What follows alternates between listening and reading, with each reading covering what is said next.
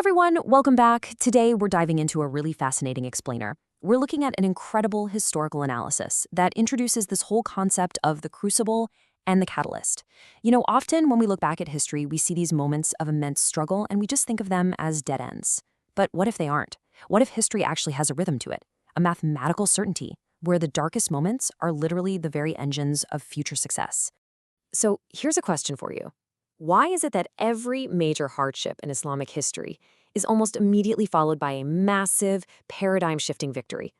It sounds like a pretty bold claim, right? But the historical data actually backs it up. Today, we're going to reframe historical hardships. We're not looking at them as ultimate defeats, but as necessary crucibles, intense periods of pressure that literally forge the foundation for massive future expansions. Okay, let's really dive into this. The source text we're looking at introduces this fundamental cyclical law of history, and it's built around two main concepts. First up, the Mecca, which basically translates to a severe trial or hardship. And then there's the Minna, which means a monumental victory or a huge grant. And the core argument here is that the Mecca literally always precedes the Minna. You just don't get that unprecedented victory without going through the unprecedented trial first. Now, this isn't just some random observation. It's actually a foundational principle in the text. There's a very clear Quranic concept guiding this analysis, and that God may purify those who believe and destroy the disbelievers. Think of it kind of like a goldsmith, right? You absolutely cannot get pure gold without putting the raw ore into an intensely hot, scorching fire. That pressure, that heat, it's the absolute prerequisite for societal strength. The trial essentially burns away the weakness. To really wrap our heads around this, we're going to track this pendulum swing across 4 distinct historical eras. We'll start way back in the prophetic era, move right into the intense fractures of the early caliphates, then look at the absolute external devastation brought by the Crusades and the Mongols. And finally, we'll see how this universal law applies to the complexities of the modern age. All right, let's start at the beginning. Era 1, the prophetic crucible. We're looking at the shift from the pressures of Mecca all the way to moving on the offense.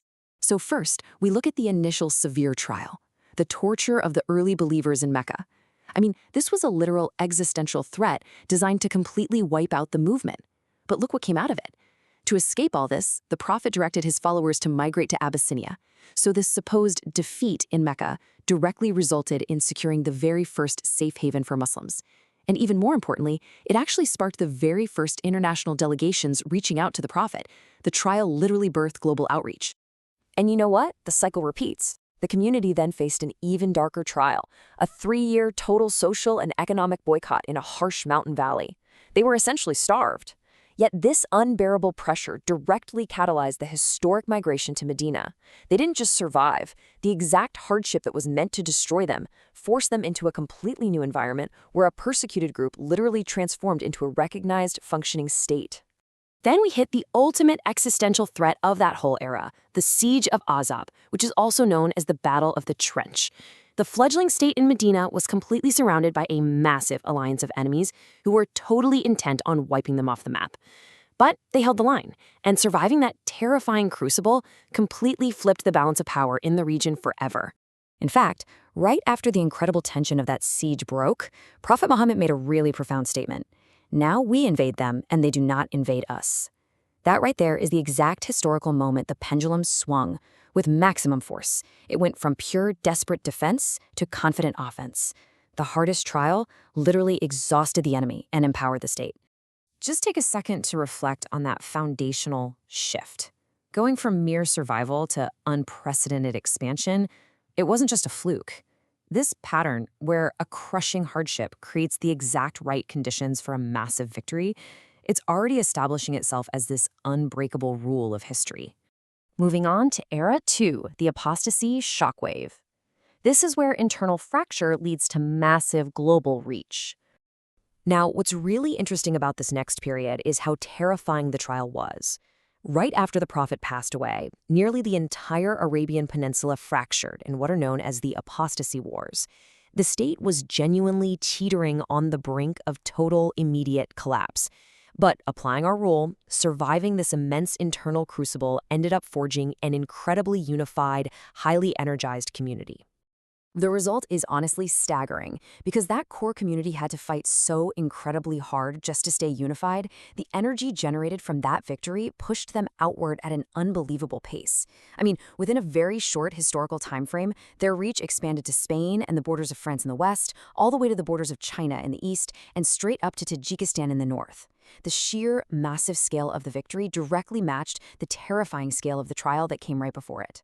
Next up, we're looking at Era 3, external devastation. We're talking the Crusaders, the Mongols, and the Great Rebound. So the historical facts of this era are pretty grim. The Islamic world suffered the horrific loss of Jerusalem to the Crusaders in 492 AH, and then the utterly devastating fall of the capital Baghdad to the Mongols in 656 AH. These were absolute civilizational catastrophes. But if we observe the historical data through our lens, these deeply painful defeats actually set the stage for an extraordinary era of liberation, and eventually the rise of the Ottoman Empire. And this brilliantly illustrates our core concept. The deepest defeats actually catalyzed the greatest heroes and victories. You have Saladin rising from the Crusader Crucible to liberate Jerusalem in 583 AH.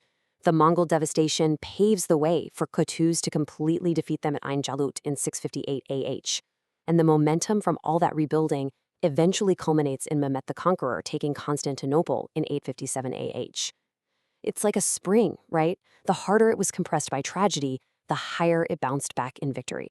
Which brings us right to our timeline's climax. Era 4, the ultimate trial. The trial that waves like the sea. The source texts we're analyzing point to a prophesied modern era, a trial that's specifically described as waving like the sea. It talks about a time when nations will gather against the Muslim world almost like hungry people gathering around a bowl of food. It's a vivid image, right?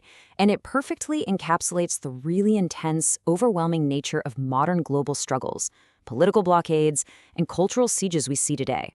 So, if we follow the logic we've been tracing this whole time, we kind of have to reframe the current state of affairs.